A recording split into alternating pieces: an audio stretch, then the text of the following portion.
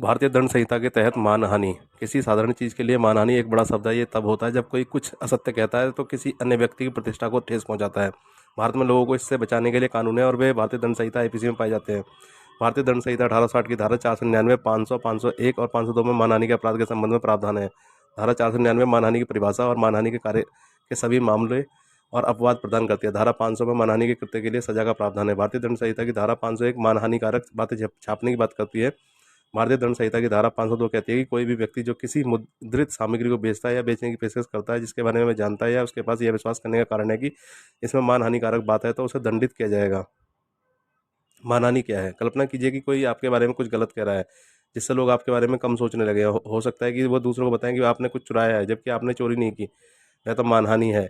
इसे गपशप की तरह बोला जा सकता है या लिखा जा सकता है, जैसे अखबार में या ऑनलाइन। मानहानि किससे होती है? कानून के तहत किसी चीज़ को मानहानि कहा जाने के लिए कुछ चीज़ें होनी चाहिए। असत्य कथन, फॉल्स स्टेटमेंट, कही या लिखी गई बात असत्य होनी चाहिए। प्रतिष्ठा को नुकसान, डैमेज टू रेपुटेशन, इससे व्यक्ति को दूसरों की नज़रों में बुरा दिखना पड़ता है। प्रकाशन, पब्लिकेशन, इसे कहने वाले व्यक्ति और जिसके बारे में बात की जा रही है उसके अलावा किसी और के साथ साझा किया जाना चाहिए। इरादा या ज्ञान, इंटेंशन और नॉलेज, ऐसा कहने वाला व्यक्ति या तो दूसरे व्यक्ति को नुकसान पहुंचाना चाहता है या होगा या जानता होगा कि यह सच नहीं है। मानहानि के उदाहरण, मान लीजिए कि कोई व्यक्ति यह कहते हुए एक लेख लिखता है कि एक प्रसिद्ध कलाकार ने उनके विचार चुरा लिए हैं। इससे कलाकार की प्रतिष्ठा को नुकसान हो सकता है, खासकर अगर यह सच नहीं है। या कल्पना करें कि कोई व्यक्ति किसी राजनेता के भ्रष्ट होने की अफवाह फैला रहा है, भले ही उनके पास कोई सबूत ना हो। केवल यह कहने से उनकी प्रतिष्ठा को नुकसान पहुंच सकता है। मानहानि के प्रकार, इसके दो मुख्य प्रकार हैं।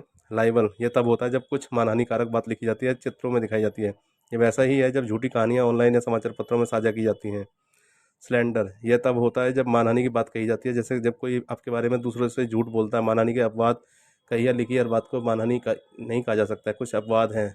सत्य, यदि जो कहा गया है वह वास्तव में सत्य है तो यह मानहानि नहीं है। सत्य एक मजबूत बचाव है। निष्पक्ष टिप्पणी, लोगों को ईमानदार राय साझा करने की अनुमति है, खासकर उन चीज़ों के बारे में जो जनता के लिए महत्वपूर्ण है।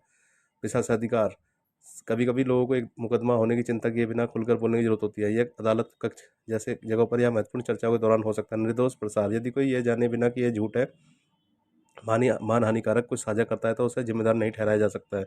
भारतीय दंड संहिता में मानहानि के अपवाद, धारा 499 मानहानि की परिभाषा और मानहानि के कार्य के सभी मामले और अपवाद प्रदान करती है। यह स्पष्टीकरण सहित एक लंबा अनुभाग है और इसमें कुल मिलाकर 10 अपवाद शामिल है। पहला, जनता की भलाई के लिए सत्य, यदि कोई सच्ची बात कही या लिखी जाती है तो जिससे जनता को लाभ होता है, यह मानहानि नहीं है, लेकिन यह सत्य होना चाहिए और सभी के लिए उपयोगी होना चाहिए। दूसरा, लोक सेवकों की निष्पक्ष आलोचना, लोग सरकारी कर्मचारी को उनके काम के लिए आलोचना कर सकते हैं, लेकिन यह ईमानदार और देश रहित होनी चाहिए। सार्वजनिक आचरण पर निष्पक्ष टिप्पणी, लोग सार्वजनिक भूमिकाओं में किसी के बारे में अपनी राय दे सकते हैं, बशर्ते वह ईमानदार और अच्छे विश्वास में हो। अदालती कार्रवाई की रिपोर्ट, अदालत में जो होता है उसे प्रकाशित करना मानहानि नहीं है जब तक कि वह सटीक हो। कानूनी मामलों पर टिप्पणी, लोग किसी मामले के तथ्यों और गवाह के व्यवहार के बारे में बात कर सकते हैं जब तक कि यह अच्छे विश्वास में किया गया हो। साहित्य की आलोचना, किताबों, फिल्मों या प्रदर्शनों की समीक्षा करना ठीक है जब तक कि वे यह काम पर आधारित हो, ना कि व्यक्तिगत हमलों पर। प्राधिकारी द्वारा निंदा, यदि वैध प्राधिकारी कोई व्यक्ति किसी अन्य व्यक्ति के व्यवहार की आलोचना करता है तो यह मानहानि नहीं है। उदाहरण के लिए, कोई बॉस किसी कर्मचारी को दुर्व्यवहार के लिए डांट रहा है।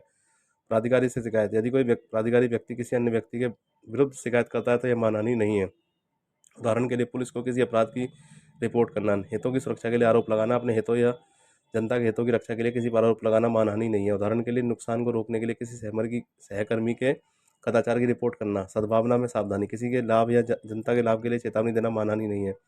उदाहरण के लिए, किसी खतरनाक स्थिति के बारे में दूसरों को चेतावनी देना। महत्वपूर्ण न्यायालय मामले, सुब्रमण्यम स्वामी बनाम भारत संघ 2016 मामले में लोगों ने सवाल किया कि क्या भारतीय दंड संहिता की धारा 499 और 500 के तहत मानहानि को दंडित करना ठीक है। उन्होंने तर्क दिया कि मानहानि को दंडित करना भारतीय संविधान के अनुच्छेद 19(1)(1) में प्रदत्त स्वतंत्र रूप से बोलने के अधिकार के खिलाफ है। चिंता जताने वाले लोगों का कहना है कि लोकतंत्र में अभिव्यक्ति की आज़ादी वाकई अहम है। उन्होंने यह भी कहा कि अनुच्छेद 19(2) में पहले से ही जनता की रक्षा के लिए नियम है, व्यक्तिगत प्रतिष्ठा के नहीं, इसलिए उन्होंने सोचा कि मानहानि इन नियमों का हिस्सा नहीं होनी चाहिए। उन्होंने यह भी कहा कि मानहानि की शिकायत दर्ज करने की प्रक्रिया उचित नहीं है। हालांकि अन्य लोगों ने तर्क दिया कि प्रतिष्ठा का अधिकार जीवन के अधिकार का एक बड़ा हिस्सा है, जिसकी गारंटी संविधान के अनुच्छेद 21 के तहत दी जा गई है। उन्होंने कहा कि अनुच्छेद 19(2) और अनुच्छेद 19(1)(1) को एक साथ पढ़ा जाना चाहिए। उनका मानना था कि मानहानि कानून समाज को सुरक्षित रखने और लोगों की गरिमा की रक्षा करने में मदद करते हैं। सुप्रीम कोर्ट ने इन दलीलों पर गौर किया और कहा कि मानहानि के लिए सजा देना वैध है। उन्होंने कहा कि अभिव्यक्ति की आज़ादी का मतलब यह नहीं है कि आप किसी की प्रतिष्ठा को नुकसान पहुंचा सकते हैं। न्यायालय ने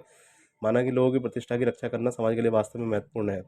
उन्होंने यह भी कहा कि आपराधिक मानहानि के नियम निष्पक्ष हैं, लोगों को तर्कसंगत तरीके से अपनी बात कहने से नहीं रोकते हैं। सुब्रमण्यम स्वामी के मामले में भारत के सुप्रीम कोर्ट ने कहा था कि लोगों की प्रतिष्ठा की रक्षा के लिए मानहानि कानून महत्वपूर्ण है। उन्होंने कहा कि बोलने की आज़ादी बेहद जरूरी है, लेकिन इससे दूसरों को नुकसान नहीं पहुंचना चाहिए। एक अन्य मामले में इस बारे में बात की गई कि मानहानि के मामले में अगर कोई सच बोल रहा है तो उसे कैसे साबित किया जाए। अदालत ने कहा कि उन्हें इस तरह की चीज़ों पर गौर करने की जरूरत है कि क्या उस व्यक्ति का रहता नुकसान पहुंचाना था, क्या उन्होंने ऐसा कहने से पहले जांच की थी, क्या ये सच है या क्या वे सावधान थे।